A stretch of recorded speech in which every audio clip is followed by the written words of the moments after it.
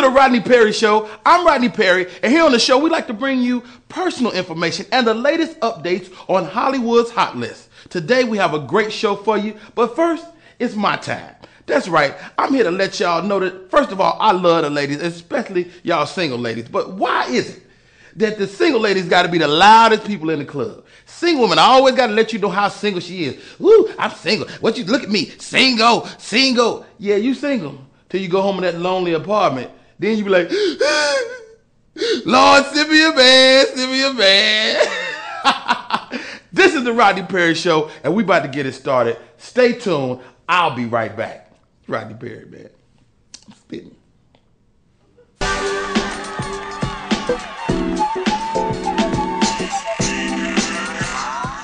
Hey, thanks for tuning in to the Rodney Perry Show. Now, my guest for today is self-published author, panelist on TV One's Black Men Revealed, and current host of The Voice of Reason on the Foxhole Sirius Satellite 106 and XM 149. Put your hands together and show some love for the man deemed the urban Dr. Phil, my dog, Mr. Renard Zoe Williams. What up, Zoe? What up, man? My man, 50 grand. How you? Hey, man, first of all, thank you for coming on my show. Thank you, man. I know you're a busy man.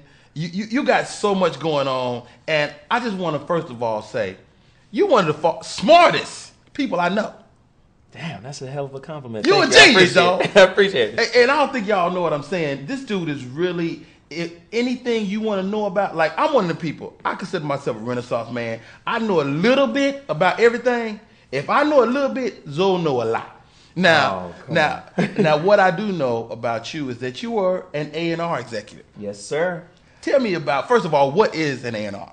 A&R is artist and repertoire. Mm-hmm. It's the guys who go out and find the talent for the record companies. Okay. They're the linchpin for the entire company, because if there's no talent, there's no label, there's no records are being sold. So they develop the talent and they get the record deals. Wow. So what are some of the artists that you dealt with? In '94, when I was with Loud Records, Steve Rifkin gave me that job. Thanks, Steve. Big up, Steve. Right. I was working with the Wu-Tang when their first album, when they first came out. Alcoholics. What? Exhibit came on right before I left. It was a great movement back then. Wow. Mobb Deep. Get out of here. Yeah, man. So you had your finger on the pulse of hip hop. Oh, no question. Wow. No question. So from there, where'd you go? I went to Maverick Records. I went to work for Madonna. Get out of here. No question. So is it a chick named Madonna from Compton or Madonna? The Madonna. Get out of here. Yes. Was you there when she took them pictures with Big Daddy Kane? No, I got there right after that. She was an interesting little cookie. Now, that was one part of your life. Now, you're a writer. Yeah. Self-published writer. When did you know you had been bitten by the writing bug? You know what's crazy? During the music thing, I met old school rapper Kool Moe Dee. Okay. And how you like me now? Right? And dude told me, he was like, man, you have some really, really interesting thoughts about relationship and religion and society. You should write a book. Wow. And he pressed me on it for called you on it. Just called me and said, dude, you're wasting all of this information. Wow. Put it together, consolidate it, and create a book. And I did that. And the name of the book is? The Rebirth of Seeds. The Rebirth of Seeds. Now, yes. This book is about relationship. It is. So, I mean, what makes you an expert? Failure. I'm like the Hancock. I'm an expert too then. Right, exactly.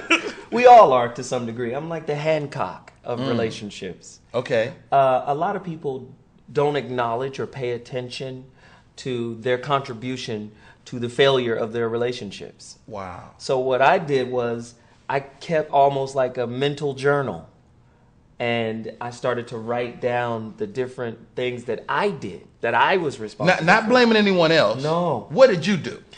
Relationship is a mirror. Okay. So any foolishness that was coming out of the relationship back to me, I recognized was a reflection of me. Wow. So I had to start being accountable for I want to apologize to all women I've been reflecting on all these years. I am wrong. So you write The Rebirth of Seeds, right. Self-published. That's got to be a huge undertaking. It was. To decide to publish it yourself. Yes. It was a struggle. Well, I knew it was a bit far you know, because it was very personal. I mean, I had a poem in there, and that's the thing. It's composed of poems, social commentary. You and prose. poetize too? I poetize. Come on, dog. Yes. Dude, talented. Yeah, just a little bit. Can you give me a little poetize? Well, I mean, they're not performance poetry. Okay. They're more literary works. Got it. Now, you've been dubbed the Urban Dr. Phil. Unfortunately, yes. Who did that? All the people at Sirius and XM radio. Okay. Because they thought, okay, Zoe has some pretty distinct insights on relationship, and we don't have a black Dr. Phil. Got it. So he could fill that role. He's like urban, he's like street, he's hip hop. Right. But he's insightful. Urban Dr. Phil. And I'm sure you're smarter than him. Oh, let's not attack Dr. Phil. Let's not attack Dr. Phil. Why not hip hop Deepak Chopra? Why not? Why not? That. I'll take it. I like that. I like that. Let's talk about Sirius. I mean, you're over there. You got the show, The Voice of Reason, Hot Show, Jamie Foxx, Foxhole. Yes. How did that come about? Man, barely. It barely came about. Barely? Yeah, because, you know, me and Jamie didn't hit it off in the Really? beginning. Yeah, we didn't hit it off. I didn't know that. No. Tell me about that. Well, you know, I'm real good friends with Marcus King, which is Jamie's management, you know, part of his management. And, you know, me and Marcus met on the basketball court. So y'all balling out. Yeah, I told you, basketball's my religion. That's what you do. Exactly. So we met on the basketball court and got into a couple of fights with each other. You and Marcus King? Yeah.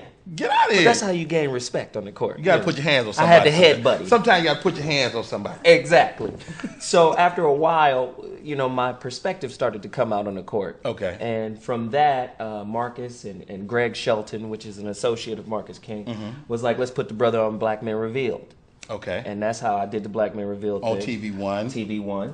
And I did that 2 years running. And then after that, they put me on Speedy's Comedy Corner. Which is one of the staples at the Foxhole. One of the staples. And I was supposed to be the voice of reason. I'm acting like, show. First of all, I'm sorry. I said I wouldn't BS my audience ever. I'm also on Speedy's Comedy Corner. Exactly. And Zoe and I grew together on this show, but you were always a stand-up. you kind of gave us, like, for lack of a better word, smartness. Oh, I appreciate it. Smartness. Yeah. Yes. And so what was the conversation like when they say, we want to give you a show? It was, you need to do what you do when you converse with people about relationships. You need to do that on the radio. And I said, I would love to do it. My manager came in, we had a big meeting, and they said, Thursdays is open. Wow. Let's do it. I started talking about relationships, and the women go crazy. Wow. They started yelling, and Jamie was like, this is the guy. These women are going nuts. He don't know nothing about relationships. Now, then after, everything is good. Yeah, after they gave me the show, the fans started talking. You know, there was, you know, just an influx of attention. Wow. And Jamie actually came on the show and addressed our initial meeting and was like, Get out. He said, man, I pegged you wrong. I met you on my other show, which is full of heathens.